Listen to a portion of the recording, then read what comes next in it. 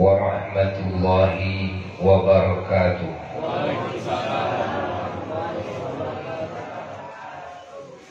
Bismillahirrahmanirrahim.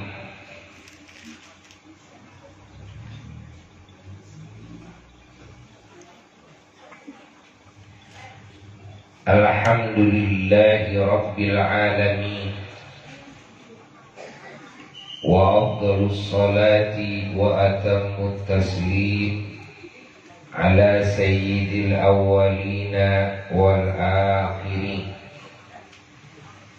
imamil anbiya'i wal mursalin, wa sayyidil ghurril muhajjalin, sayyidina wa nabiyyina wa maulana Muhammadin wa ala alihi wa sahbihi ajma'in. Wa la hawla wa la quwwata illa billahil aliyyil azim. Amma ba'du. Fa ya ibadallah, usikum wa nafsi bitaqwallah faqad fazal muttaqun.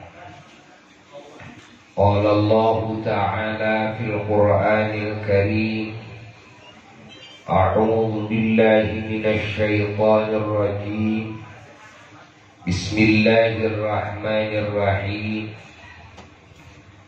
Subhanalladzi asra bi'abdihi laylan minal masjidil harami ilal masjidil aqsa alladzi barakna hawlahu linuriyahu min ayatina innahu huwas sami'ul basir. Shadaqallahul aliyyul azim.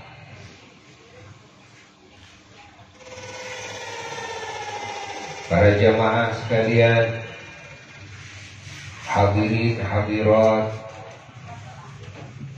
para pengagum, para pecinta Allah dan Rasulnya sallallahu alaihi wa alihi wasallam, juga pengagum pecinta segala perkara yang diagungkan, yang dicintai oleh Allah dan Rasulnya sallallahu alaihi wasallam.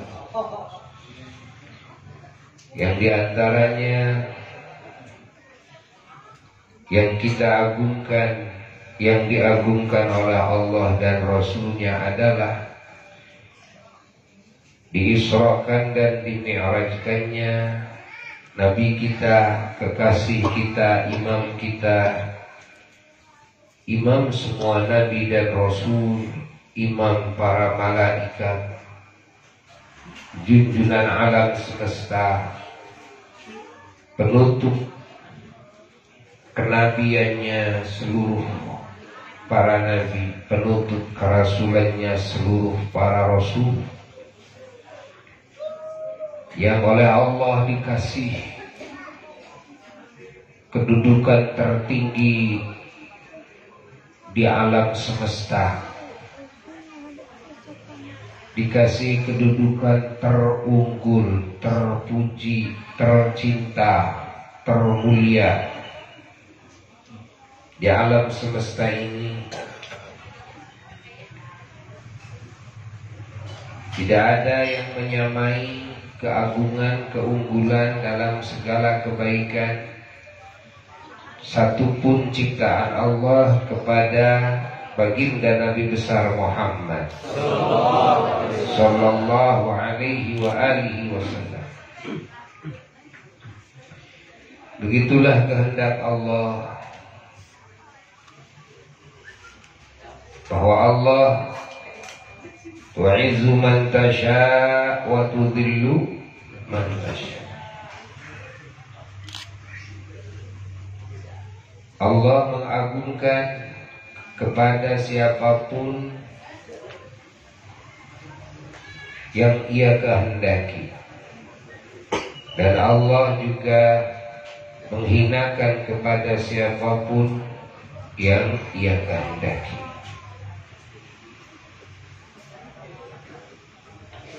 Juga Allah Subhanahu wa ta'ala memberi kepada siapapun, kepada apa-apa yang Allah berikan juga sama sekehendaknya.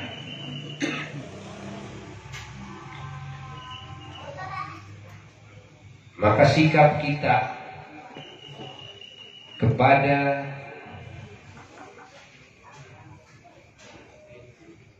keunggulan, keagungan baginda Nabi kita semua Sayyiduna wa Maulana Muhammad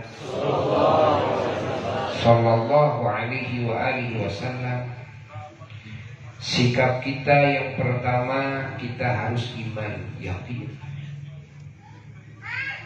bahwa tidak ada makhluk yang Allah paling unggulkan, yang Allah paling agungkan, yang Allah paling istimewakan, yang Allah paling cintai, yang Allah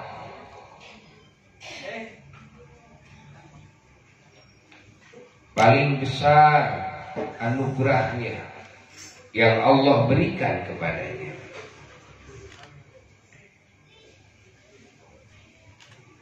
Yang paling Allah sayangi, yang paling Allah ridhai.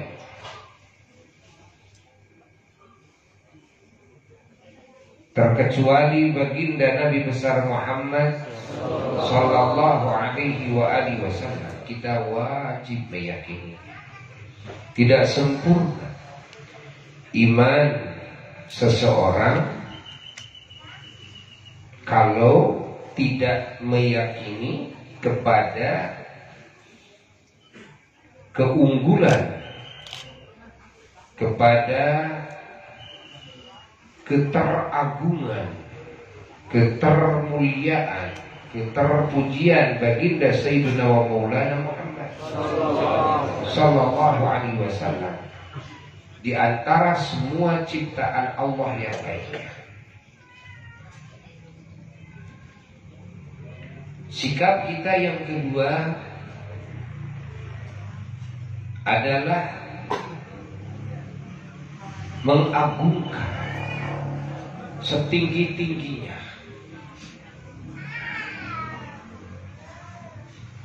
kepada baginda Sayyiduna wa Maulana Muhammad sallallahu alaihi wa alihi wasallam.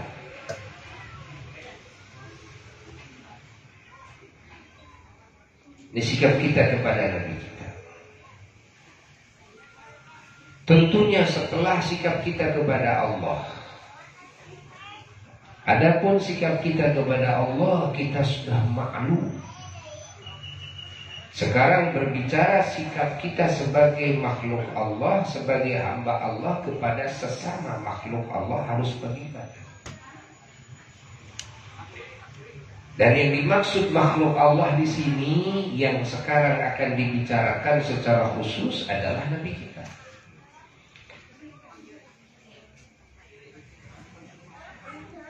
Selain kita iman, yakin. Yang kedua adalah ta'zim, mengagungkan sebenar-benarnya kepada beliau. Makna mengagungkan di sini ada dua. Satu adalah meyakini kepada keagungan Nabi kita. Yang kedua, makna mengagungkan adalah kita berbuat apapun amal soleh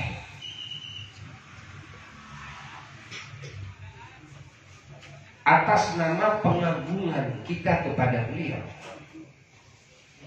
dalam rangka mengagungkan kita kepada beliau. Seperti halnya kita saat ini yang kita lakukan amal soleh, kita kumpul silaturahmi, duduk di majelis ilmu, ya, niat mencari ilmu, duduk di majelis zikir, kita berzikir, Ya, kita bersolawat salam kepada Rasulullah Sallallahu Alaihi Wasallam dan keluarganya. Dan juga di majelis ini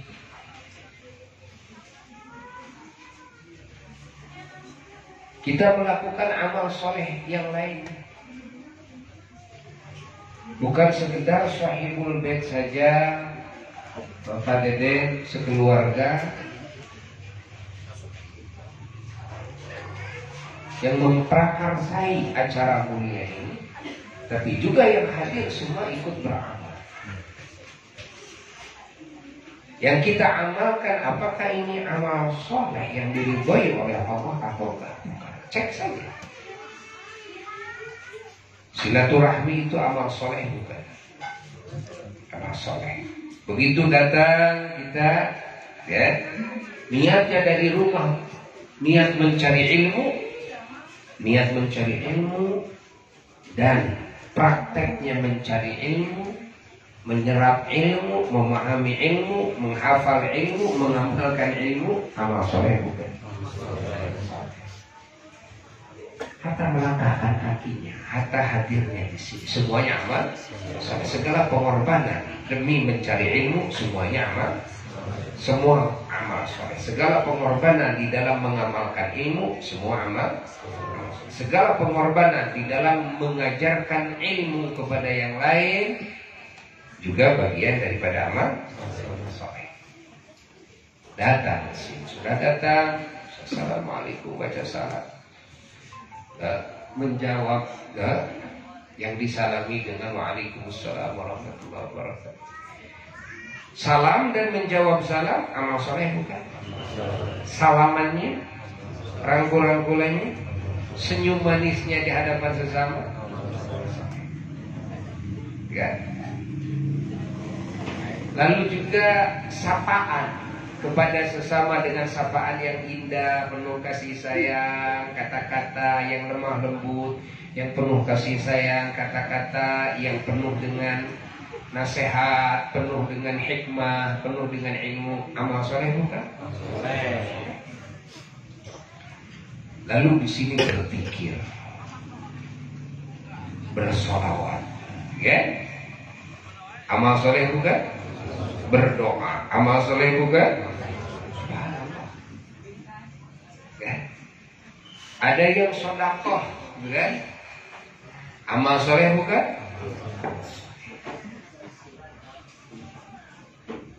Ini semua amal soleh. Nah, amal soleh yang variatif ini dilakukan oleh masing-masing dengan niat karena Allah, ya.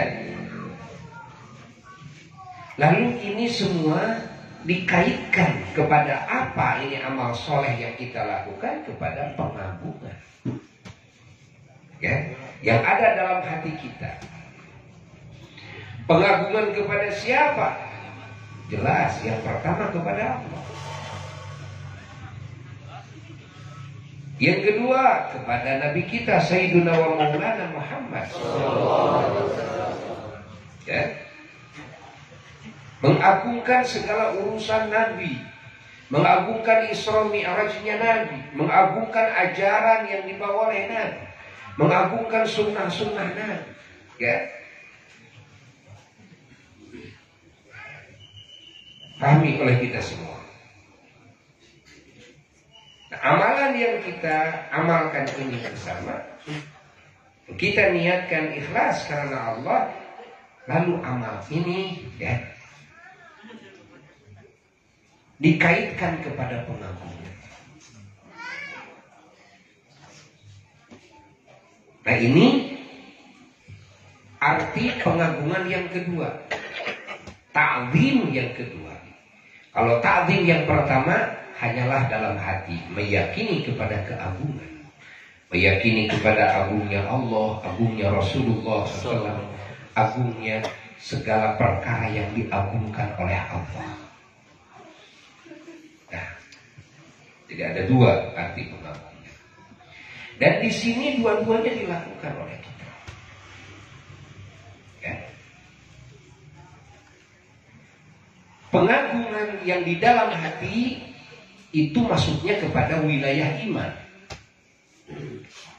Karena yang disebut dengan iman, percaya kepada Allah, kepada baginda Rasulullah SAW, harus dibarengi kepercayaan ini dengan pengagungan dan dengan kecintaan. Tidak sah iman seseorang kepada Allah dan Rasulnya, kan? Kalau hanya percaya saja tapi hati tidak mengagungkan, tidak takzim, hati tidak cinta. Jadi harus bersamaan antara percaya, takzim dan cinta. Percaya tanpa cinta tidak sah percaya. Percaya tanpa takzim, tanpa pengagungan tidak sah. Percaya Allah sih sebagai Tuhan, ya, sang pencipta alam semesta, ya. Namun saya tidak suka sama Allah. Coba, apakah itu termasuk iman?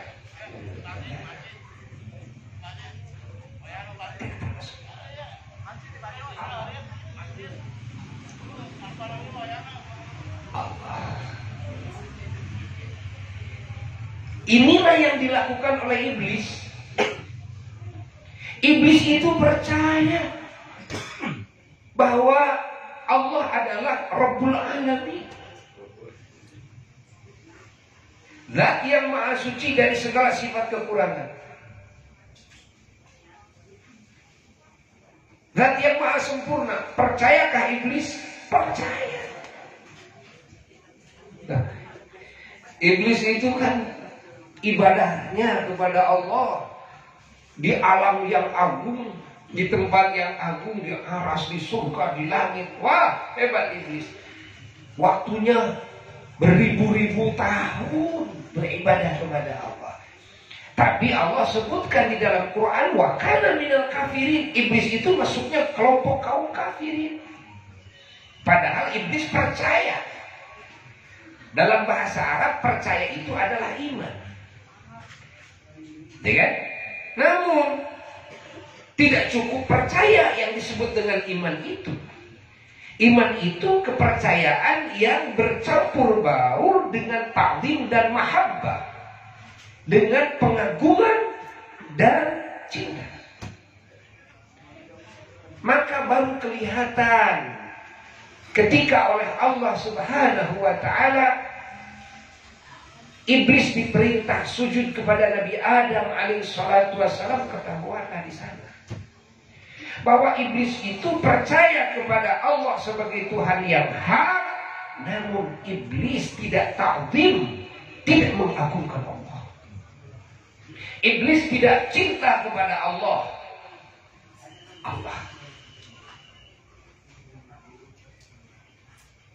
Iblis itu bukan seperti orang yang tidak percaya kepada Allah, ya, sebagai Tuhan. Dan ada yang percayanya Tuhan itu kepada batu, kepada kayu, kepada api, kepada apalagi matahari. Ada yang kepada sapi, macam-macam, menganggap Tuhannya itu. Mereka tidak tahu kepada Allah. Betul-betul mereka tidak tahu kepada Allah. Dan mereka tidak percaya bahwa Allah itu Tuhan yang hak. Nah, beda dengan iblis. Iblis itu percaya. Dan iblis itu menyembah Allah ribuan tahun. Namun ternyata terbuktilah iblis saat itu bahwa dalam hati iblis tidak ada ta'zim dan tidak ada hub, tidak ada cinta kepada Allah. Andai kata iblis betul-betul dalam hatinya mengagungkan Allah, tidak mungkin yang hatinya mengagungkan kepada Tuhannya lalu membangkang kepada Tuhan.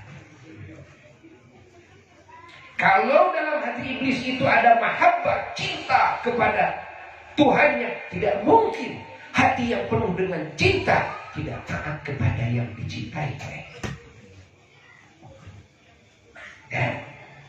Allah. Paham? Maka walaupun iblis iblis itu iman, yakni percaya bahwa Allah adalah Tuhan yang hak, tetap wa kana minal kafirin. Iblis tetap dikeluarkan dari wilayah iman, masuk kepada wilayah kaum kafirin. Pahami oleh kita. Maka semua ulama sepakat yang dimaksud dengan iman yang benar adalah kepercayaan yang bercampur baur dengan ta'zim dan mahabbah, dengan pengagungan dan cinta. Tidak sah iman seseorang kepada Allah dan Rasulnya kalau hanya percaya saja tanpa pengagungan dan tanpa cinta. Nah, harus dipahami oleh kita, ya, harus dipahami. Baru kita sekarang paham. Oh, kenapa iblis kan percaya itu Tuhan yang hak, ya. Tapi kenapa iblis wakana bilang kafir? Ternyata dari sisi ini, artinya imannya dianggap tidak sah oleh Allah Subhanahu wa ta'ala karena tidak ada penghormatan, pengagungan kepada Allah, tidak ta'zim kepada Allah. Kalau ta'zim pasti sami'na wa ata'na. Ini malah menghujat kepada Allah Jalla Jalaluhu. Nah, lalu mempermasalahkan dan di hadapan Allah dipermasalahkan. Iblis itu malah mempermasalahkan sujud kepada Nabi Adam. Kenapa harus sujud kepada Adam? Kan? Na'udzubillah min dzalik, tsumma na'udzubillah, tsumma na'udzubillah. Allah. Amalan-amalan kita ini adalah amalan-amalan yang jadi ayat-ayat ta'zim, tanda-tanda mengagungkannya hati kita kepada Allah, kepada Rasulnya sallallahu alaihi wasallam, dan kepada segala hal yang diagungkan oleh Allah dan Rasulnya, termasuk diisrakan, dimi'rajkannya Rasulnya sallallahu alaihi wasallam. Allah. Lalu yang ketiga, sikap kita sebagai hamba Allah yang beriman kepada keunggulan, keagungan Sayyidina wa Maulana Muhammad sallallahu alaihi wasallam. Harus bagaimana? Yang ketiga adalah harus mahabbah, harus cinta.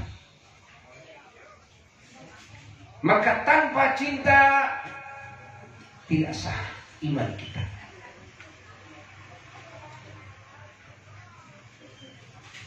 Percaya, pengagungan, dan cinta, yang tiga hal ini harus menjadi dasar di dalam agama kita.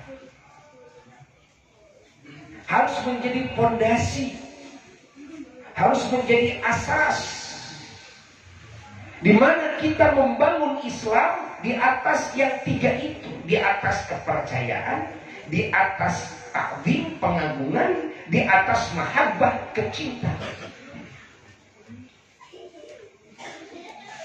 Kenapa kita sholat? Karena kita percaya, karena kita mengagungkan, karena kita cinta kepada Allah dan Rasulullah.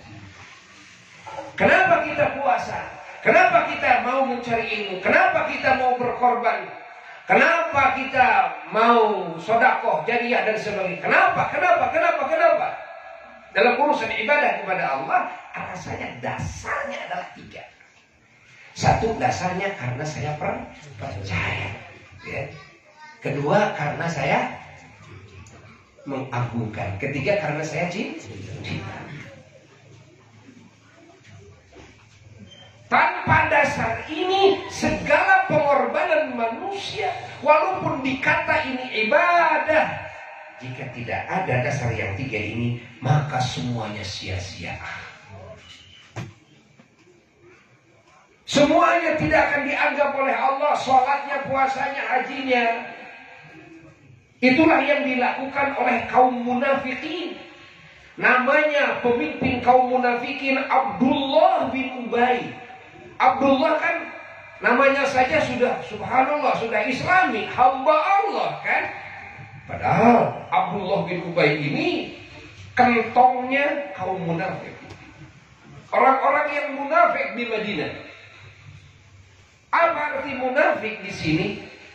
Munafik di sini bukan istilah bahasa umum di orang Sunda atau di orang Indonesia, lu mah munafik. Bukan itu yang dimaksud, kan? Tapi yang dimaksud munafik ini dalam hal iman. Artinya dohirnya melakukan perintah Allah, menjauhi larangan Allah, sholat berjamaah, puasa, zakat dan sebagainya, kan? Tapi dalam hatinya tidak percaya, dalam hatinya ragu, dalam hatinya tidak ada penghormatan, dalam hatinya tidak ada cinta kepada Allah dan kepada Sayyidina Muhammad.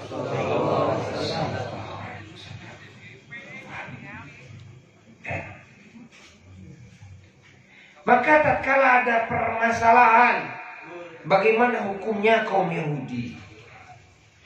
Bagaimana hukumnya kaum Nasrani? Apakah mereka adalah mukmin, orang yang beriman, ataukah mereka masuknya kepada golongan kaum kafir? Maka pasti akan sepakat semua para ulama, ya, mereka akan masuk kepada kelompok kaum kafir. Kenapa? Bukankah mereka juga percaya kepada Allah, Tuhan yang hak? Mereka percaya kepada Alkitab, mereka percaya kepada para utusan Allah, ya, kepada Nabi Musa, kepada Nabi Isa, kepada nabi-nabi yang lain, kan? Bahkan para pemimpin daripada mereka percaya kepada kerasulan Nabi akhir zaman yang bernama Muhammad Sallallahu Alaihi Wasallam, karena mereka membaca. Bahkan dalam Quran kita tahu bahwa kaum Yahudi dan kaum Kristiani dulu itu ya'rifunahu kama ya'rifuna abna'ahum. Dalam Quran, ya, Allah menyebutkan di dalam dua surat yang berbeda, tapi redaksinya sama, bahwa Allah menyebutkan mereka itu tahu persis kepada Nabi akhir zaman, yakni kepada sifatan Nabi Muhammad SAW, seperti mengetahuinya mereka secara persis kepada anak-anak mereka pribadi. Apa? Bahkan dari dulu mereka sudah menunggu-nunggu. Namun alasannya disebut oleh Allah dalam Quran, ya, karena hasud dan karena cinta dunia. Cuma itu alasannya, hasud dan cinta dunia. Sehingga mereka ngumpetin, menyembunyikan kebenaran kepada orang lain. Seolah bahwa Nabi akhir zaman itu belum lahir. Sampai sekarang Nabi akhir zaman itu belum lahir. Karena kalau mereka menyangkal kepada akan lahirnya Nabi akhir zaman, sudah tertera dalam Injil dan Tauratnya. Kalau mereka mengatakan bahwa Nabi Musa Nabi akhir zaman, pasti mereka akan dicemohkan oleh yang lainnya, kan? Begitu pula mereka kaum-kaum Nasrani. Akhirnya apa? Bergantung akhirnya. Permasalahan Nabi akhir zaman ini di kalangan mereka ini bergantung. Belum bisa diputuskan siapa Nabi akhir zaman itu. Belum bisa diputuskan. Ya. Yang dimaksud mereka yang belum bisa memutuskan adalah mereka umatnya yang terkelabui oleh pemimpinnya. Adapun para pemimpinnya, ya'rifunahu kama ya'rifuna abna'ahum. Mereka tahu persis bahwa yang dimaksud dalam At-Taurat, Az-Zabur, Al-Injil, ayat ini, inilah Nabi Muhammad Sallallahu Alaihi Wasallam. Ini, ya, sifatannya jelas, kan? Sehingga banyak sahabat-sahabat Nabi yang sebelum mengucapkan 2 kalimat syahadat mencocokkan dulu dan dengan sifatan Nabi akhir zaman yang mereka ketahui terlebih dahulu dalam kitab-kitab terdahulu. Bahkan ada sahabat yang sengaja memuji Nabi agar muncul sifat yang khas, gitu kan? Sebagai sifat Nabi akhir zaman. Ya. Ada yang bertanya, gitu kan? Ada yang diuji secara langsung, gitu kan? Masya Allah. Dipancing amarah Nabi, gitu kan? Dan sebagainya. Coba bagaimana reaksinya ini, gitu kan? Sesuai enggak Nabi akhir zaman ini dengan sifatan yang ada dalam kitab-kitab terdahulu? Nah, akhirnya setelah mereka menemukan kebenaran, tidak ada jalan bagi mereka kecuali harus masuk kepada ajaran Nabi Muhammad SAW, harus beriman kepada Nabi Muhammad SAW, harus mengikuti Nabi Muhammad SAW. Maka mereka mengucapkan syahadat di hadapan Rasulullah SAW.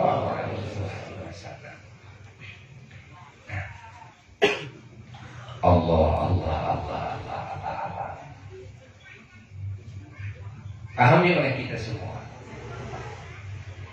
hayati oleh kita semua.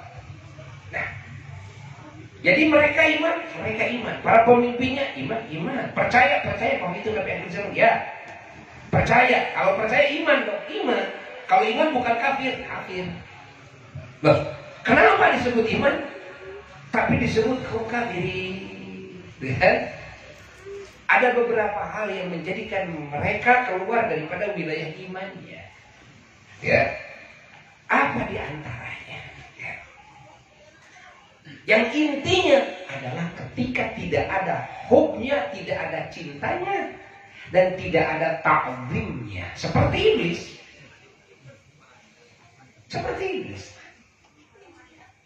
Percaya bahwa Allah adalah Tuhan hak, tapi tidak ada mahabbah, tidak ada ta'zim.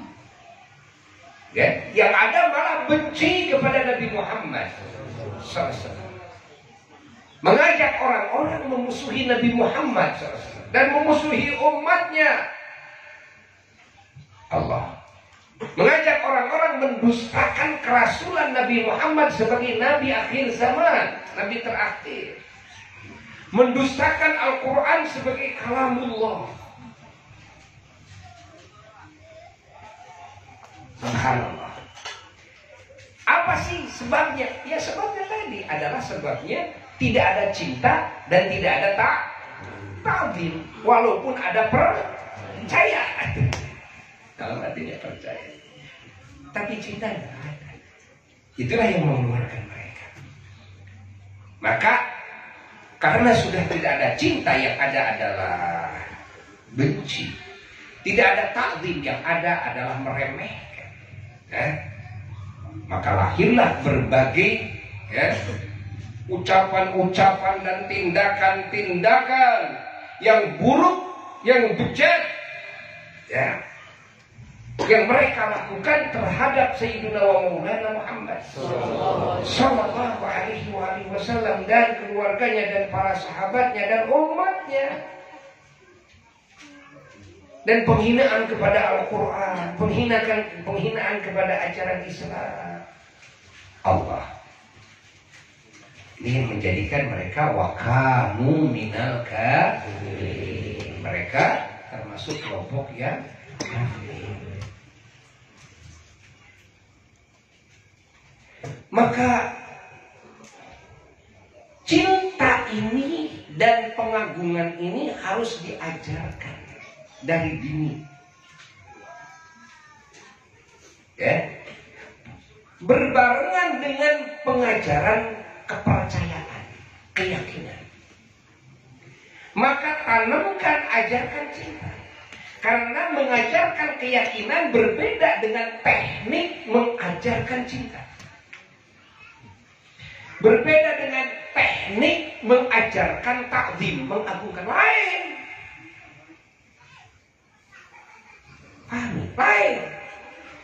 Kepercayaan itu cukup dengan jujur. Ya kan? Orang percaya cukup dengan jujur. Diungkap dalil-dalil yang mengarah kepada kebenarannya Nabi Muhammad SAW sebagai utusan Allah. Diungkap dalil-dalil baik akli maupun nakli yang mengarah kepada kebenarannya bahwa Al-Quran adalah kalam Allah, bahwa Allah adalah Tuhan yang hak.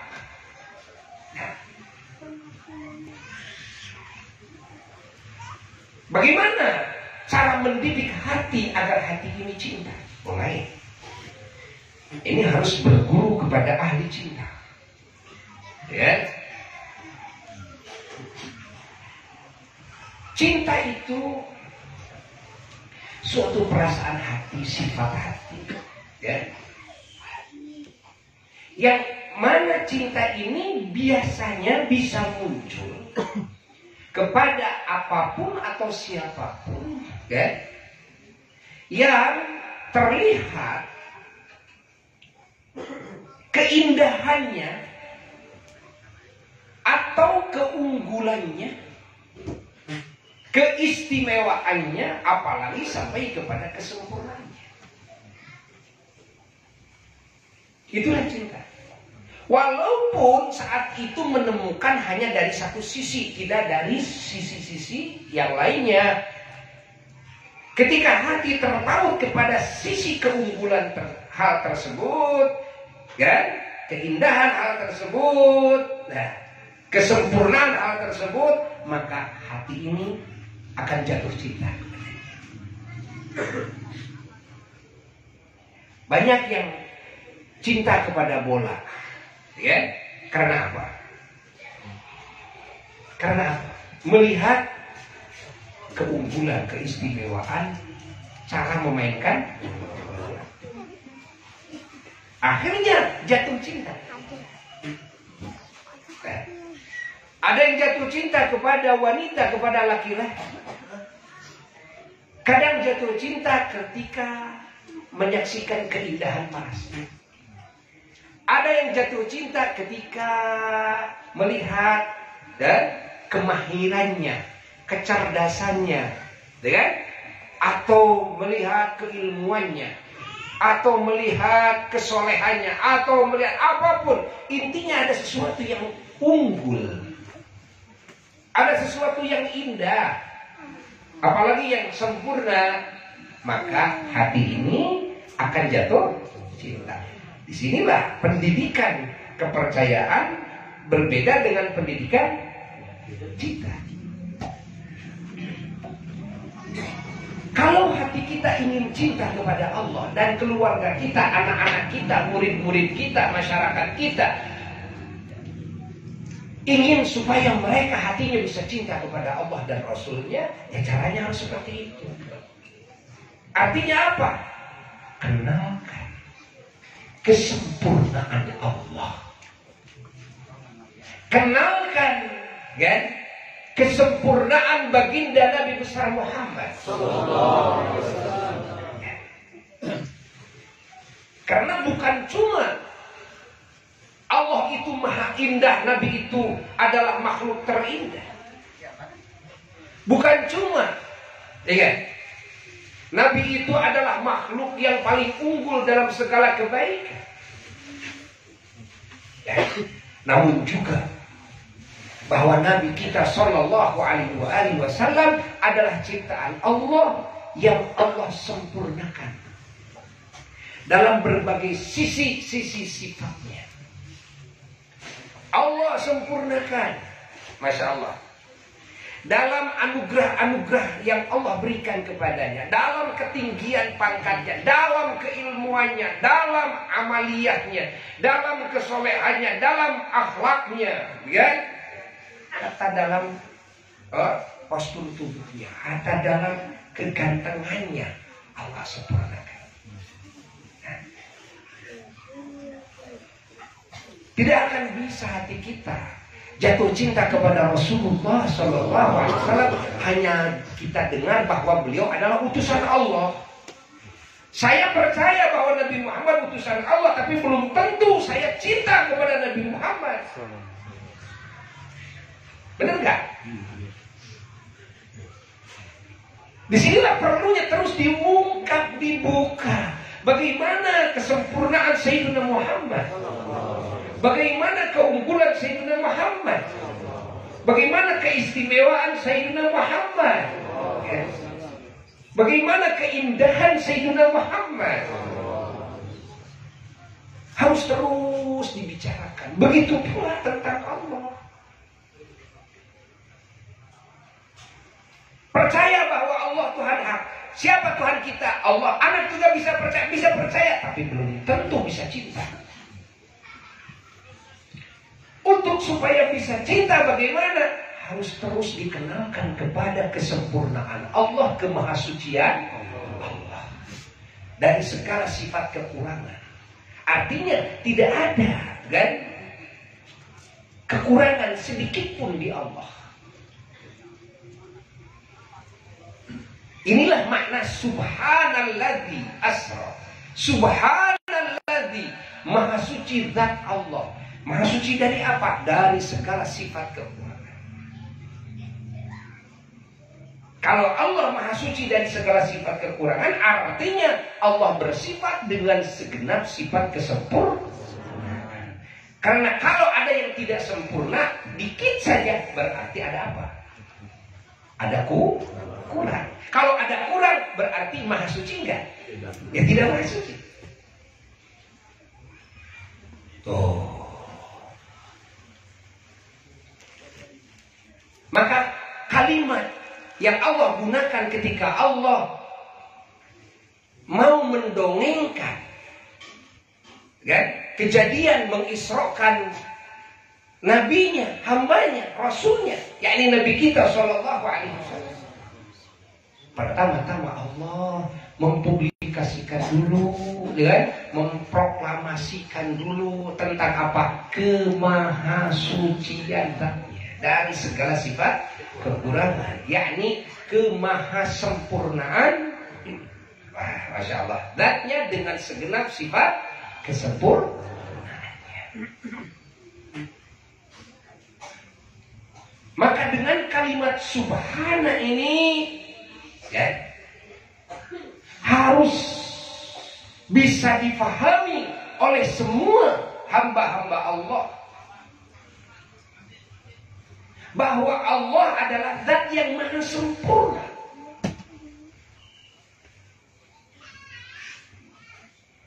Nah, kalau hati ini terus mengenali kepada kemahasempurnaannya Allah, kemahasuciannya Allah, maka akan tumbuh di dalam hati cinta kepada Allah. Akan tumbuh di dalam hati cinta kepada Allah. Karena kebiasaan jatuh cinta itu ketika apa? Ya, ketika menyaksikan keunggulan atau keistimewaan atau keindahan, apalagi sampai kesempurnaan seseorang atau sesuatu. Nah, kalau kita belum menyaksikan, belum mengenal kepada keunggulan, kepada kesempurnaan, ya, keindahan sesuatu atau siapapun, ya, maka hati ini akan sulit bisa cinta. Akan sulit bisa cinta. Maka banyak kejadian orang yang dipaksa supaya cinta, ya, kepada seseorang yang dia tidak tahu. Tidak bisa dia cinta. Walaupun dipaksa, kamu harus cinta, ya, kepada seseorang, tapi keunggulannya tidak tahu, keindahannya tidak tahu, kesempurnaannya tidak tahu. Bisakah cinta? Sulit bisa cinta. Ya. Begitu kita menemukan seseorang, melihat ada kelebihannya, kan? Walaupun hanya satu sisi saja, maka kelebihan itu bisa masuk ke dalam hati sanubari, menusuk jantung kita, mengikat hati kita, akhirnya kita jatuh cinta kepadanya. Walaupun hanya dari satu sisi. Ya. Maka berapa banyak laki-laki dan wanita yang tidak bisa dipisahkan oleh orang tuanya. Padahal kelihatan oleh semuanya, ini banyak kekurangannya. Kamu masih tetap mau sama laki-laki itu, kan? Nah, wanita itu ya, masih tetap memilih laki-laki itu, memilih kabur dari orang tuanya, dan kalau tidak dikawinkan dengan laki-laki itu, kan? Padahal begitu dilihat kekurangannya banyak sekali kekurangannya. Namun kenapa dia bisa cinta? Karena ada yang kan menarik hatinya, walaupun hanya satu sisi. Nah, adat manusia kalau sudah tertarik hatinya, walaupun dengan satu sisi, kan, maka ketertarikan itu akan membutakan pandangan hati dari melihat kekurangan-kekurangannya. Itulah yang suka dikatakan bahwa cinta itu buta. Cek tukang dan terima kalau ya apa? Kalau cinta sudah melekat, tai kotok terasa coklat. Cek tukang guru ya. Cek tukang guru. Cinta itu buta. Benar enggak? Benar enggak? Benar enggak? Bisakah cinta itu pudar? Bisa. Bisa. Ketika apa cinta bisa pudar? Cinta pudar ketika menemukan kekurangan-kekurangannya yang terus memukul-mukul hatinya sehingga menyadarkan hatinya, maka terbelalaklah mata hatinya, terlihatlah kekurangannya, maka hilanglah cintanya. Ya kan? Maka banyak kejadian-kejadian yang sebelum menikah sampai berani kabur dari orang tuanya, begitu setelah menikah datang ke pengadilan. Apa? Cerai gugat.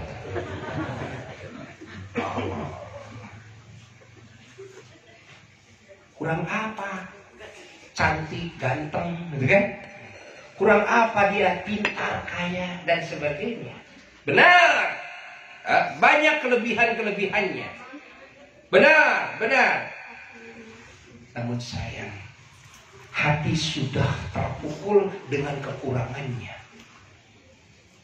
Dan sehingga hatinya remuk ya, dengan kekurangan-kekurangannya. Maka penglihatan hati kepada kekurangannya ketika lebih menguat, maka akan lebih membutakan mata hatinya kepada segala kebaikan-kebaikannya. Ya? Karena itu. Ini berbicara tentang ilmu cinta, logika cinta. Ya. Nah, lalu bagaimana bisa melihat kekurangan Allah? Karena Allah Maha Suci dari segala sifat kekurangan. Mau bagaimana hati ini bisa melihat kekurangan Nabi Muhammad Sallallahu Alaihi Wasallam? Karena Nabi Muhammad segalanya zahir, batinnya, zatnya, sifatnya, semuanya begitu indah dan unggul, begitu sempurna. Maka tidak akan ada cinta yang bisa abadi ketika cinta masuk ke hati kecuali cinta kepada Allah dan kepada Sayyidina Muhammad. Semoga kita dikasih rezeki oleh Allah bisa cinta yang sempurna kepada Allah dan Sayyidina Muhammad. Kalau kepada yang lainnya bisa pudar, ya, kenapa? Karena masih ada kekurangan. Allah. Nah, yang menjadi permasalahan di umat Islam, kenapa terjadi banyak masalah-masalah dalam diri kita sebagai muslim, sebagai hamba Allah? Lemahnya ibadah, tidak ada semangat untuk ibadah, gitu kan? Tidak ada semangat untuk ngaji, mencari ilmu, untuk sholat, untuk zakat, untuk saum, untuk pergi haji, sedekah jariyah, baca Quran, zikir, baca sholat. Tidak ada semangat.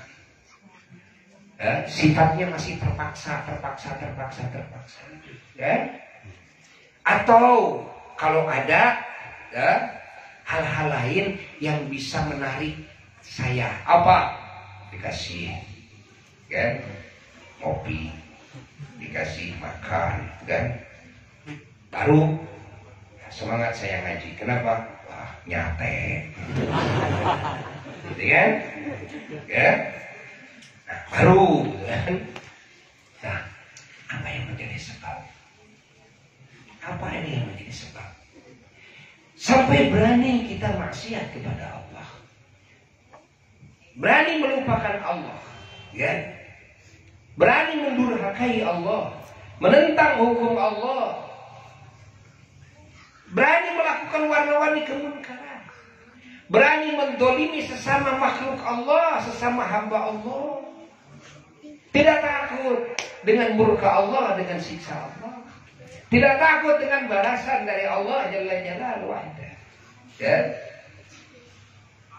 Malah dengan banyak suka ceria di dalam melakukan dosa. Masya Allah, senang tertawa ketika melakukan kezaliman dan kemungkaran. Nah, yang menjadi alasan yang tadi adalah karena ini volume cinta dan volume takzimnya kurang. Walaupun percayanya utuh, percayanya utuh, cuma volume cinta kurang. Tanya tukang mabok, tanya tukang lacur, tanya tukang judi, yang mana mereka saudara-saudara kita seagama, mereka muslim, tanya siapa Tuhan yang hak, yang benar, pasti mereka menjawab siapa nabimu, pasti mereka menjawab Nabi Muhammad, kan? Tanya mereka apakah Quran ini firman Allah, maka pasti mereka menjawab ya. Apakah Islam ini agama yang benar yang datang dari Allah, maka mereka pasti menjawab ya. Jadi masalahnya di mana ini? Oh, ternyata masalahnya di dalam urusan volume cinta tadi, volume takzim yang kurang. Makanya ya, salah satu cara untuk menyadarkan kita dan menyadarkan saudara kita agar semangat dalam ibadah, agar takut melakukan maksiat, ya.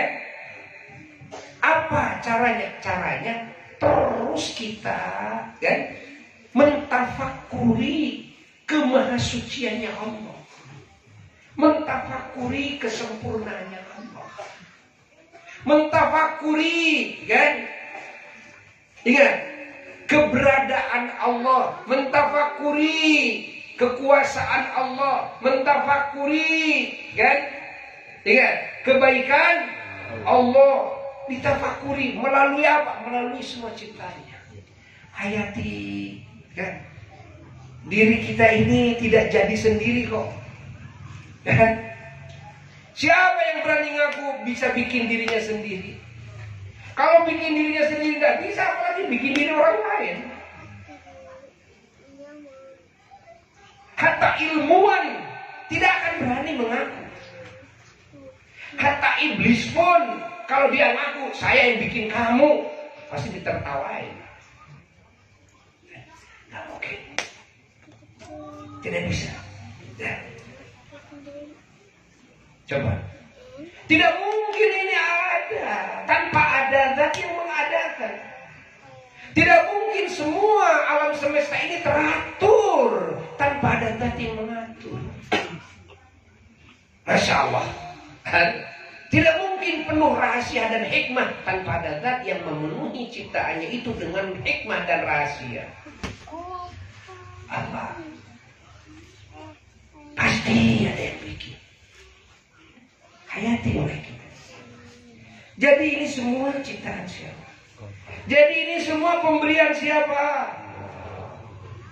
Sehatnya, kuatnya, pintarnya, dan segala yang diambil manfaat oleh jasad, oleh batinia kita. Tempat, makanan, minuman, air, api, udara, cahaya, dan sebagainya. Ya, yang tidak mungkin kita bisa menghitungnya. Ini tidak mungkin kalau nggak ada yang membuat. Siapa yang membuat? Allah. Dari tahu, dari dulu juga saya sudah yakin kok. Allah yang bikin, dari kecil juga saya sudah tahu Allah yang menciptakan. Lalu di mana masalahnya? Masalahnya adalah kurangnya cinta. Hayati terus kebaikan Allah. Hayati terus kasih sayangnya Allah oleh kita. Hayati terus. Begitu pula kepada Sayyidina wa Maulana Muhammad sallallahu alaihi wasallam, bahwa kita percaya bahwa beliau adalah utusan Allah. Namun hari-hari kita tidak mau mengikuti sunnahnya.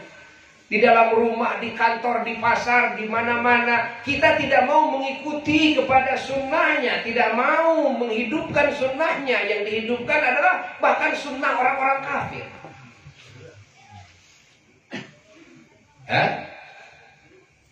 Hidup di kamar kita, hidup di rumah kita, hidup di ruang tamu, di serambi rumah, di kantor, di pasar. Sunnah siapa yang hidup? Sunnah kaum kafirin. Ya, gaya hidup mereka, pakaian mereka, kan? Ucapan mereka, gerak-gerik mereka. Itulah yang ditonton, itulah yang didengar, itulah yang dipakai untuk meramaikan rumah. Atau dibawa-bawa di HP, di mobil, dibuka lagi, dibuka. Lalu yang dibuka itu sunnahnya siapa? Yang sering dilihat, yang sering didengar, sunnahnya siapa? Yang terus sampai habis kuota beli lagi, habis kuota beli lagi, ganti HP, gak bisa kontan, kredit. Tidak cukup itu, ingin punya TV, TV-nya jadul, beli yang kurang gede, beli yang lebih gede dan sebagainya. Masih kurang, beli lagi komik, beli lagi majalah-majalah. Kehidupan siapa yang selalu dibaca, dilihat, didengar? Sunnahnya siapa? Perilaku siapa? Etika siapa? Pemikiran siapa? Sepertinya kalian tidak punya Tuhan yang hak, yang patut kalian dengar, yang patut kalian ingat. Sepertinya kalian tidak punya figur terbaik dalam hidup kalian. Tidak punya nabi ya kalian. Tidak punya rasul kalian. Apakah ada yang bisa dibandingkan dengan Allah? Lalu di makhluk ini, apa ada yang bisa dibandingkan antara makhluk dengan makhluk? Keunggulannya, keistimewaannya, kebenarannya, keadilannya, akhlakul karimahnya, pemikirannya, amaliyahnya, etikanya, ucapannya. Allah, lihat. Adakah yang bisa membandingi Rasulullah Sallallahu Alaihi Wasallam? Tuh. Ya.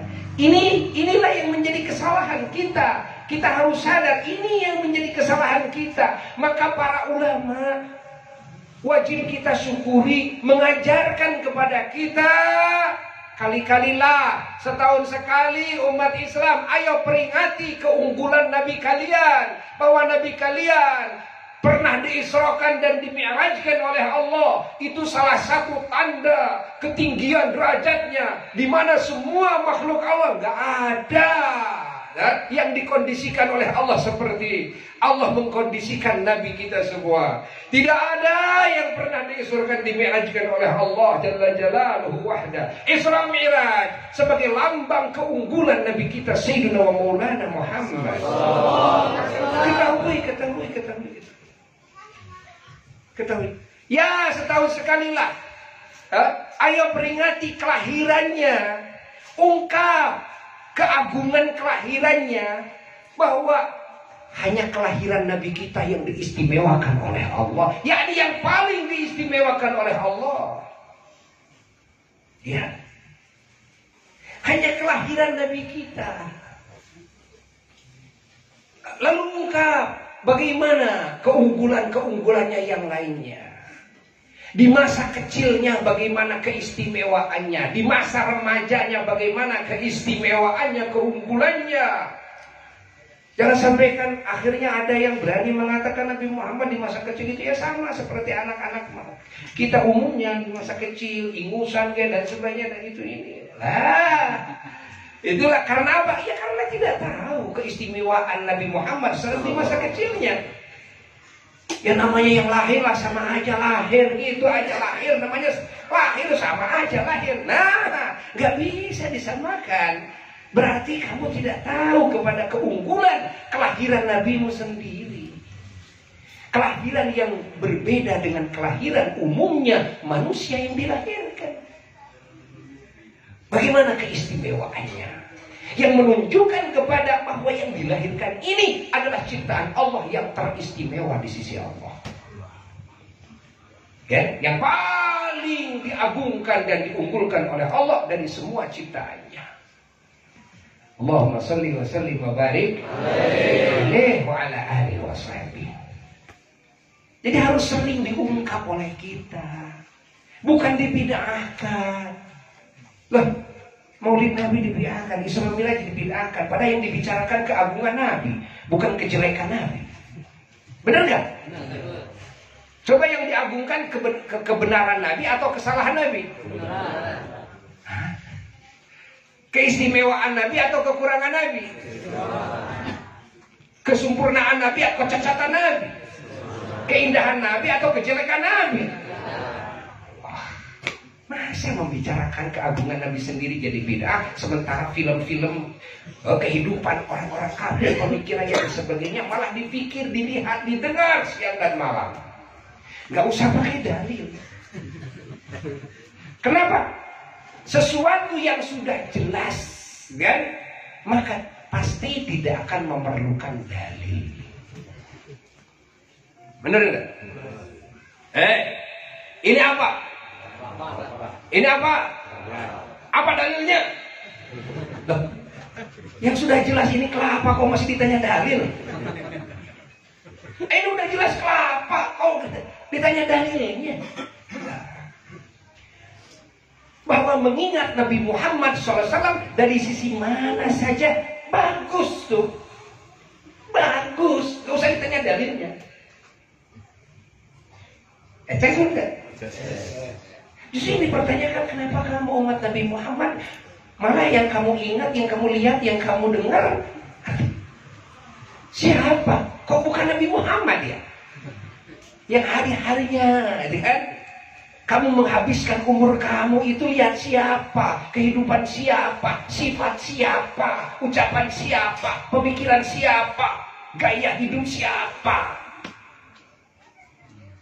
Baik secara langsung maupun lewat media, baik media cetak maupun media elektronik, walaupun lewat media internet. Siapa? Loh, kenapa ketika kamu mengingat nabimu sendiri malah menjadi bid'ah? Membicarakan kemuliaan nabimu sendiri malah menjadi sesat. Ini yang sesat ini yang mana? Perlukah ditanyakan dalil bagusnya mengingat Nabi Muhammad? Perlu tidak? Enggak perlu. Nah, mengingat yang bagus loh, apa dalilnya? Enggak perlu. Menceritakan kemuliaan Nabi Muhammad, keterpujian Nabi Muhammad, keunggulan Nabi Muhammad, Allah. Apalagi yang disebut rojaban itu kan cuma istilah doang.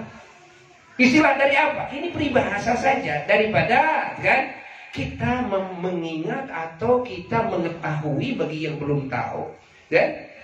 Tentang apa? Tentang sejarah yang sejarah ini termaktub dalam Quran. Isra Mi'raj itu sejarahnya termaktub dalam Quran. Jadi kalau membahas tentang Isra Mi'raj artinya bedah Quran, bedah hadis sahih mutawatir. Karena hadis-hadis tentang Isra, hadisnya sahih mutawatir. Kan? Coba di mana letak bid'ahnya? Ayatnya sudah dibacakan tadi, subhanalladzi asra. Bagaimana tentang Mi'raj? Lihat dalam surat An-Najm. Wan najmi idza hawa. Ma dhalla sahibukum wa ma huwa. Wa ma yantiqu 'anil hawa. In huwa illa wahyun yuha 'allamahu shadidul quwa. Dzu mirratin fastawa wa huwa bil ufuqil a'la. Thumma dana fatadalla. Fa kana qaba qausaini aw adna.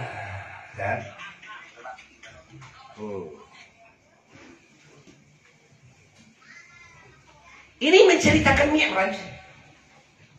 Ini menceritakan Mi'raj. Allah, Allah, Allah, Allah, Allah, Allah, Allah, Allah, Allah. Dan ketahuilah bahwasanya diisrakan dan dimi'rajkannya Nabi kita Sallallahu Alaihi Wasallam ini bagian daripada mu'taqadat. Apa mu'taqadat? Yakni perkara agama yang wajib diyakini, yang wajib diiktikadkan dengan keyakinan yang seyakin-yakinnya. Ini bukan urusan fikih, kan? Urusan Isra Mi'raj bukan urusan fikih, urusan akidah ini. Sangat penting sekali diadakan seperti ini agar yang tadinya tidak tahu jadi tahu. Ya enggak? Jangankan anak kecil yang baru lahir dan atau mu'alaf yang baru masuk Islam, yang sudah Islam dari dulu juga kakek-kakek, nenek-nenek, barangkali masih belum tahu, belum paham tentang Isra Mi'raj ini. Nah, atau sudah tahu, barangkali lupa, tidak boleh lupa. Ingatkan lagi, ingatkan lagi, ingatkan lagi, ingatkan lagi, kan? Maka nisbat kepada orang yang sudah tahu lalu lupa, di sini perlu peringatan agar ingat, kan? Tapi kalau bagi yang belum tahu sama sekali, ya bukan peringatan, ya. Ini mah betul-betul pelajaran, ya, betul-betul taklim. Apa taklim? Memberitahu, pengenalan, kan? Yang hadir seperti ini, kan mungkin saja ada yang memang belum tahu, ada yang memang mungkin ragu, kan? Ada yang tahunya sedikit, kan? Ada juga yang memang lupa. Dulu saya pernah tahu, karena saya sibuk dengan urusan duniawi, akhirnya lupa. Setiap 1 tahun sekali lah ingatkan lagi, ya. Maka sangat penting acara seperti ini. Lalu kira-kira letak bid'ah di mana? Yang dibicarakan Allah, yang dibicarakan Nabi Muhammad SAW, yang dibicarakan Isra Mi'raj dengan dalil Quran dan sebagainya. Lalu di mana coba letak bid'ah? Oh, nggak ada. Nama rojabannya nggak ada. Ada istilah rajaban. Nggak ada nama rajabannya dalam hadis. Ya. Innalillahi wa inna ilaihi raji'un. Ya. Bukankah di dalam banyak ilmu pengetahuan di dalam Islam, banyak ilmu-ilmu yang baru yang tidak ada dalam Quran dan tidak ada dalam hadis? Ya.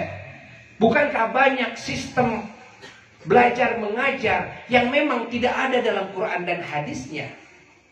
Tidak ada seorang pun yang menentangnya. Adakah di zaman Nabi Universitas Islam? Hah?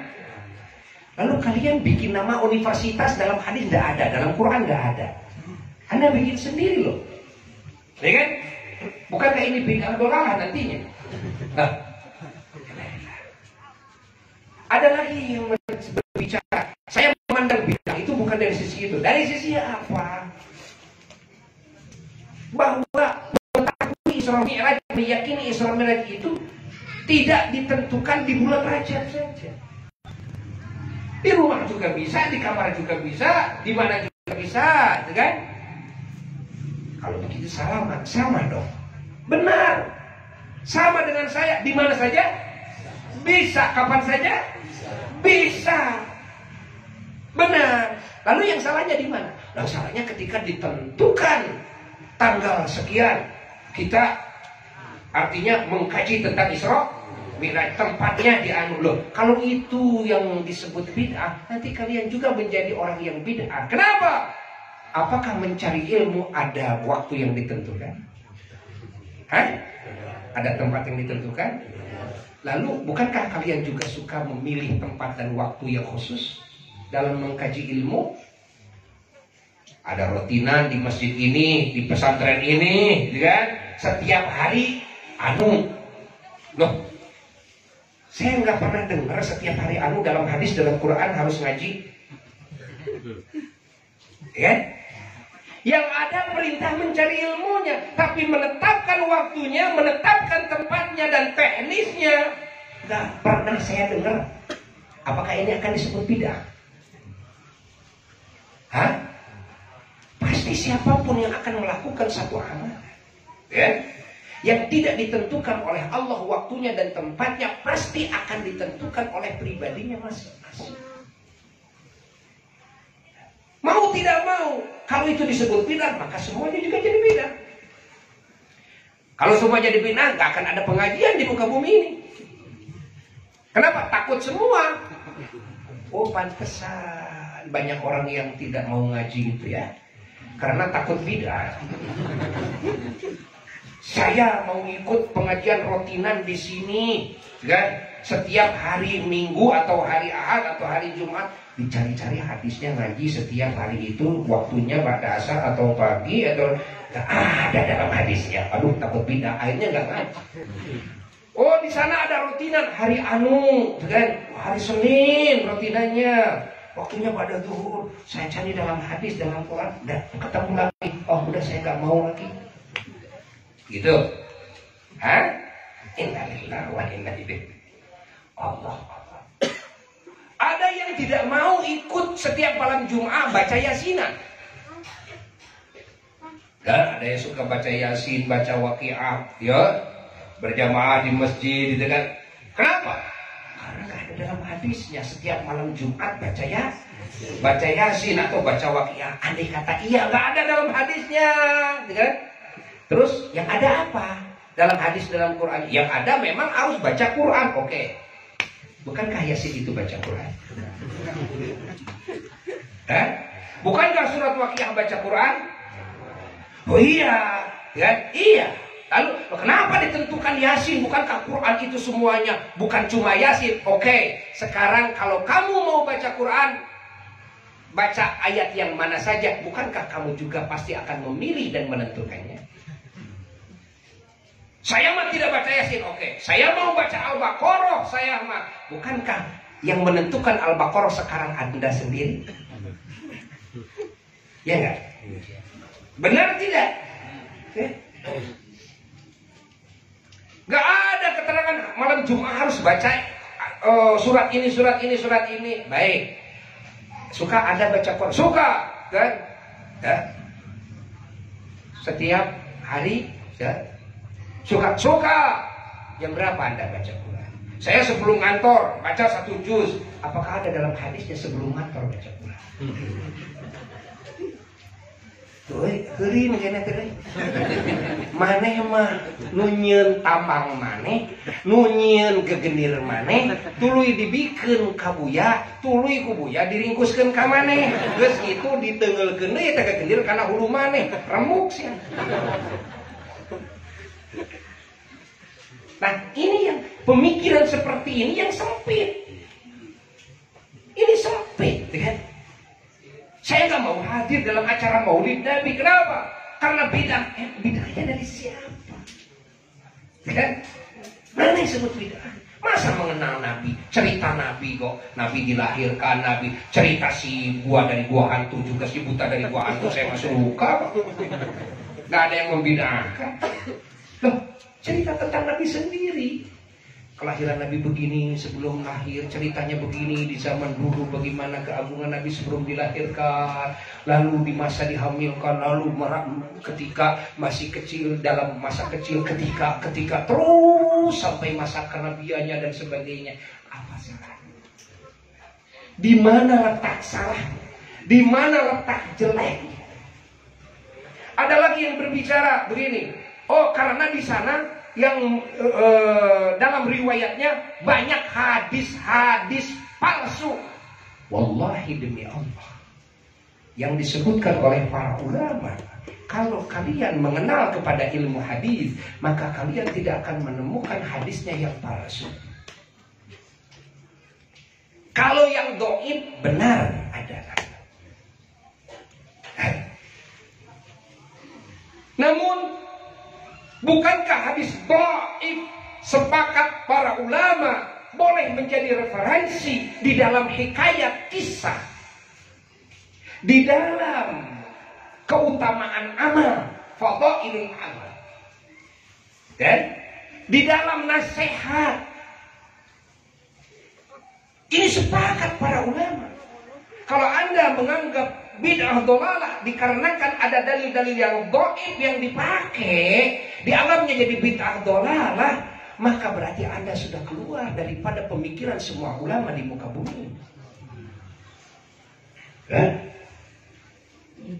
Kalau Anda menganggap bahwa menggunakan referensi hadis dhaif di dalam sejarah, maka Anda akan menganggap ahli bid'ah dhalalah kepada semua ahli tafsir.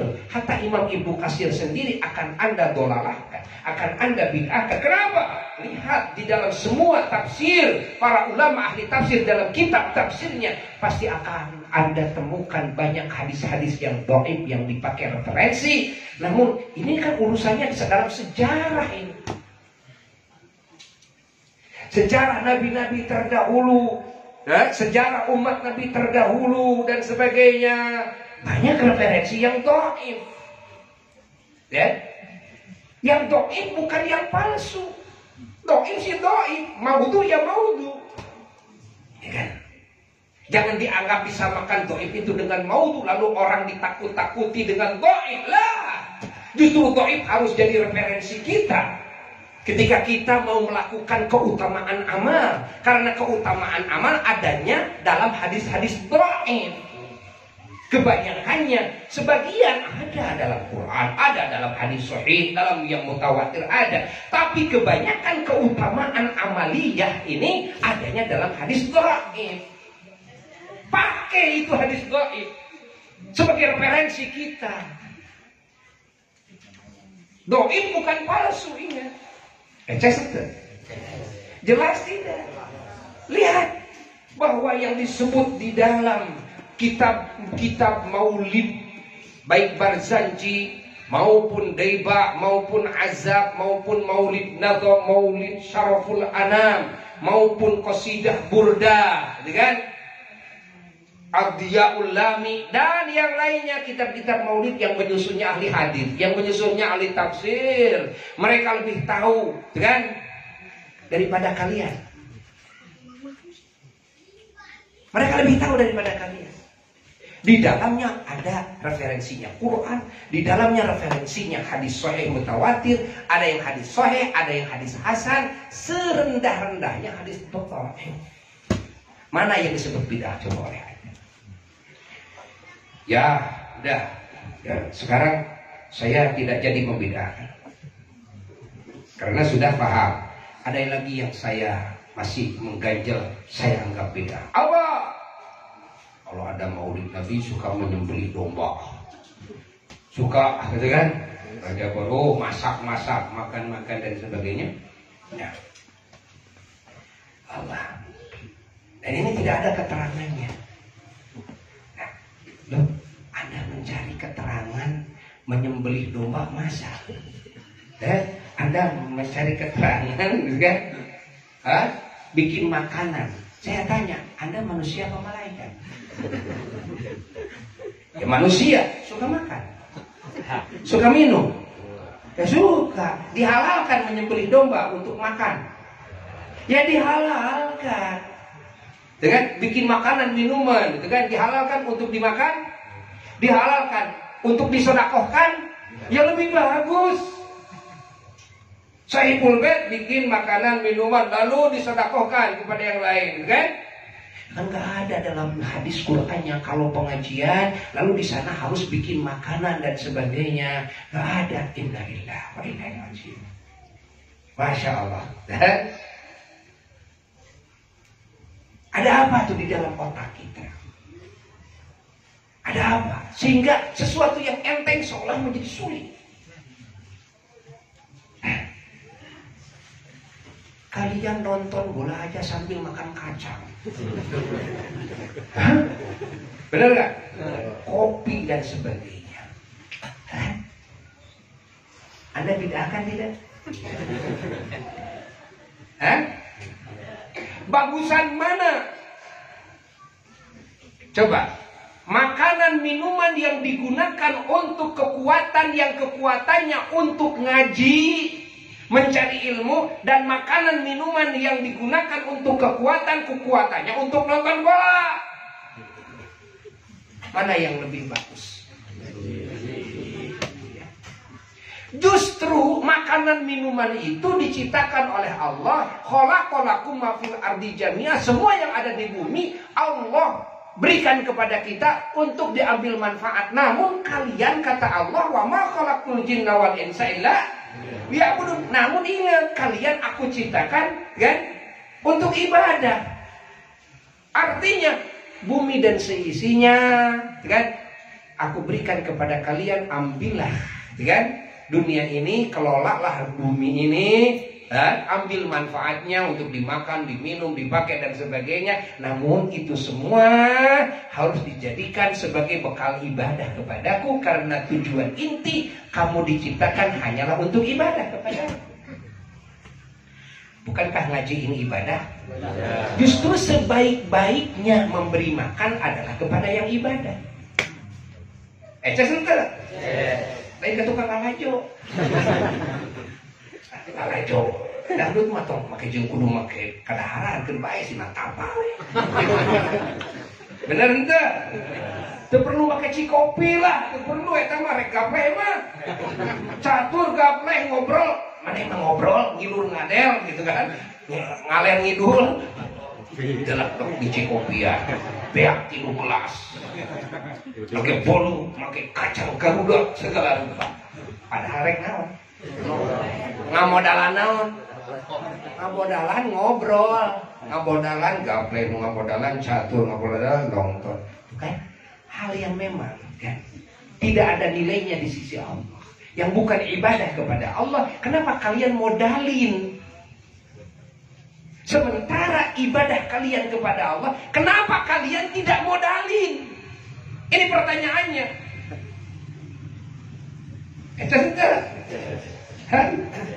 Jelas ente?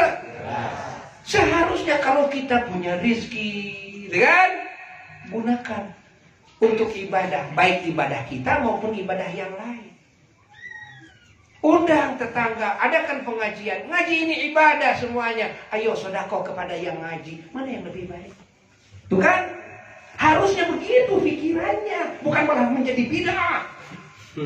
Dan jadi seharusnya setiap rotinan teh masjid sapi. Kalau Buya kadang-kadang suka guyon sama orangnya. Kalau begitu sama dengan Buya. Oh, katanya suka ada tumpeng, telur, bekakak dan sebagainya. Itu kan gak ada dalam hadis. Ada acara maulid, seremnya suka ada gitu dibawa ke masjid. Baik, salaman dengan Buya.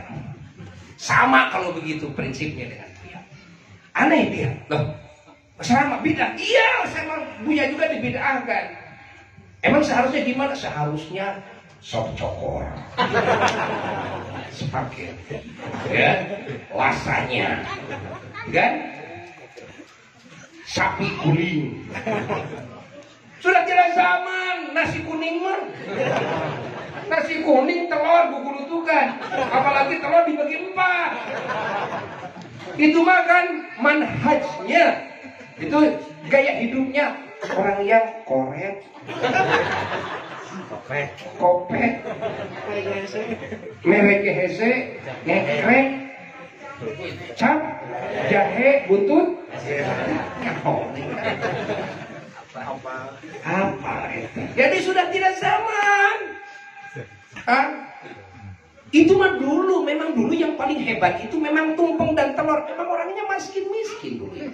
Fakir. Itulah yang paling istimewa menurut mereka di masanya. Kalau sudah masa milenial, ya. Loh, mau masih pakai itu? Seperti di zaman sekarang HP-nya sudah Samsung yang 20 Ultra, ya. Kamu masih pakai jadul? Maka Buya tidak setuju. Benar bid'ah. Jadi kalau acara pengajian mulu dan rajaban pakai tumpeng naon? Bid'ah. Kudu lagi naon? Naon li? Nu hebat. Ulah ieu mah tumpeng deui itu. Butuh teh koneng.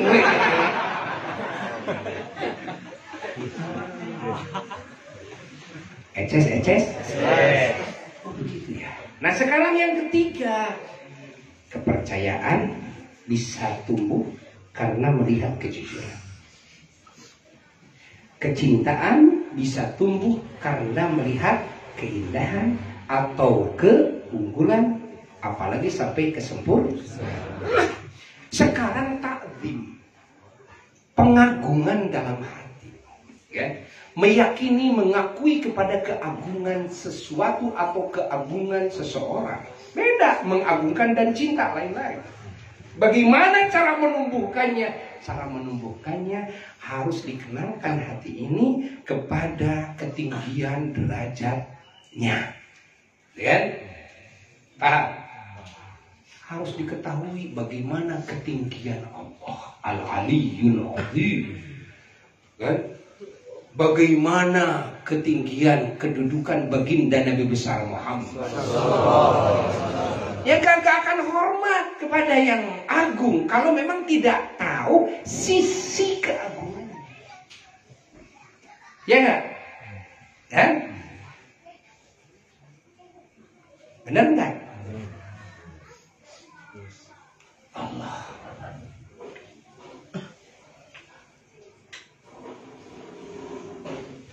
Pak RT bisa hormat kepada Pak RW karena tahu bahwa derajat RW lebih. Pak RW bisa hormat sama Pak Lurah karena tahu bahwa jabatan lurah lebih. Pak Lurah bisa hormat kepada Pak Camat karena tahu jabatan camat lebih. Pak Camat bisa hormat kepada Pak Bupati karena tahu Pak Bupati derajatnya lebih tinggi. Pak Bupati bisa hormat kepada Pak Gubernur karena tahu Pak Gubernur derajatnya lebih tinggi. Pak Gubernur kepada Menteri dan bisa hormat karena tahu bahwa derajat Menteri lebih tinggi. Menteri kepada Presiden, kan? Dan Wakil Presiden, kan? Pasti akan hormat jika tahu ketinggian derajatnya. Mereka akan hormat.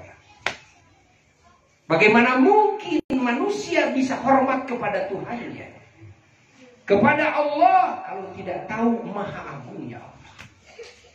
Bagaimana mungkin, kan, manusia bisa ta'zim mengagungkan Nabi Muhammad kalau tidak tahu sisi keagungannya, kan? Nabi Muhammad.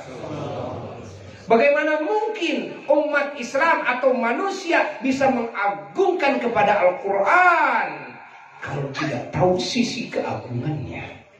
Bagaimana mungkin kita manusia bisa mengagungkan ajaran Islam kalau tidak tahu sisi keagungan? Jadi di sini PR-nya harus terus diungkap keagungannya. Nah, itu cara, ya, cara untuk menumbuhkan satu, kepercayaan, dua, kecintaan, tiga, pengagungan, tiga, pengagungan, takzim bahasa agamanya. Nah, acara seperti ini itu yang dimaksud. Maka faidah yang dicari oleh kita ya, salah satu buah daripada acara seperti ini agar tumbuh di hati kita cinta dan takdim kepada Sayyidina Muhammad. Karena Isra Mi'raj menceritakan keagungan siapa? Nabi Muhammad Sallallahu Alaihi Wasallam. Nah, ini belum sampai pembicaraan kepada bagaimana sejarah diisrokan dan dimi'rajkannya. Waktunya yang keburu habis. Ya, maka kita akhiri majelis yang agung ini dengan membacakan sholawat ya, dan marhaban walaupun hanya singkat ya. Mudah-mudahan manfaat barokah bagi kita semua dan bagi siapapun yang mendengarkannya, bahkan bagi semua muslimin muslimat mu'minin mu'minat ala hadhihi niyyah wa ala kulli niyatin salihah wa ala niyatil qubur wa tamami kulli sur wa ma'mul jalibatan li kulli khair wa dafi'atan min kulli syarr wa sadatan mahabbatan fi syarafil habibi sayyidina maulana Muhammad sallallahu alaihi wasallam wa ila hadratil nabi sallallahu alaihi wasallam. Al-Fatihah.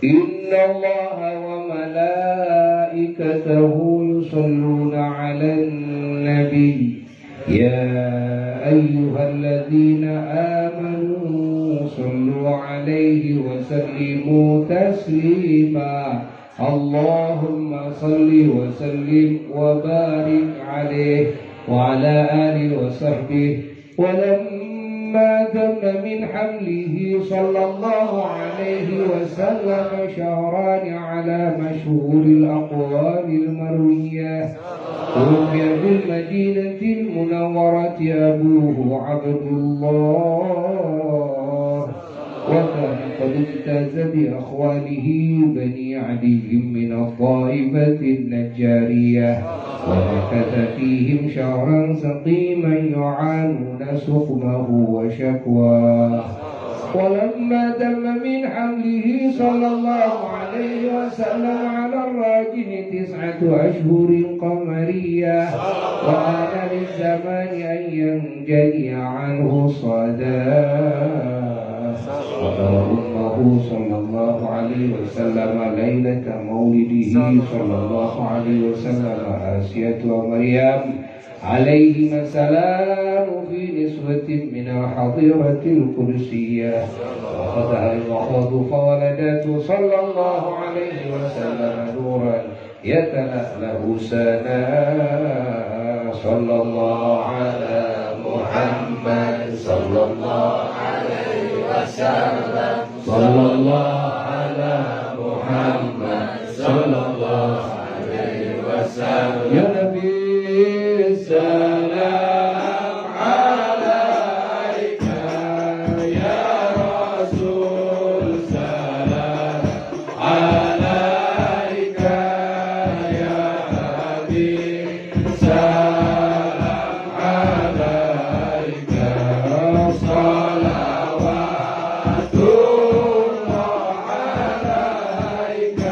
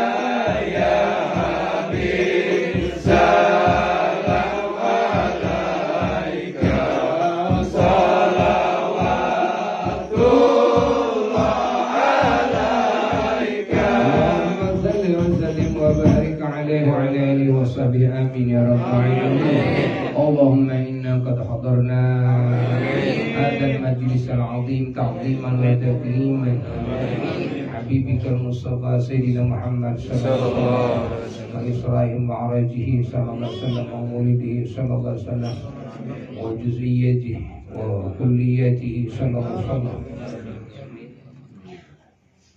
فأفض علينا ببركته لباس العز والتكريم وأسكننا بجواره في دار النعيم ونعمنا في جنة النعيم المبين اللهم إنا نسألك بجاه هذا النبي المصطفى وعليه الصديق والوفاء ومحينا ومصرفا وقومنا من الجنة والغرفاء ورزقنا بجاهه صلى الله عليه وسلم عندك يا الله قبولا اللهم إنا نتوسل إليك بنبيك الشفاء وأمن الأنفار وصحب الأخيار تغفر عنا الذنوب والأوزار يا الله يا الله يا الله واحرسنا من جميع المخاوف والأخطار واجعل بيننا وبينهم بدر القرار وتقبل منا ما قدمنا من يسير عملنا في العلل والإسراء آمين برحمتك واغفر لنا إنك أنت العفو الغفار يا غفار سبحان ربك رب العزة عما يصفون وسلام على المرسلين والحمد لله رب العالمين وحضرة النبي صلى الله عليه وسلم والفاتحة.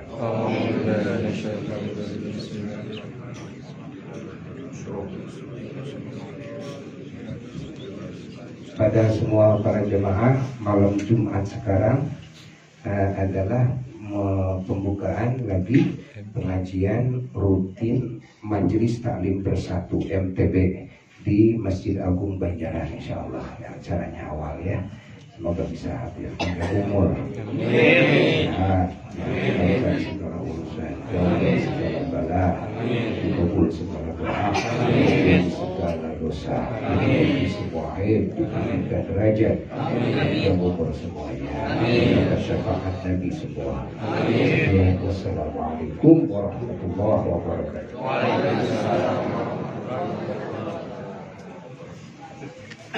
Alhamdulillah. Ada apa acara kedua?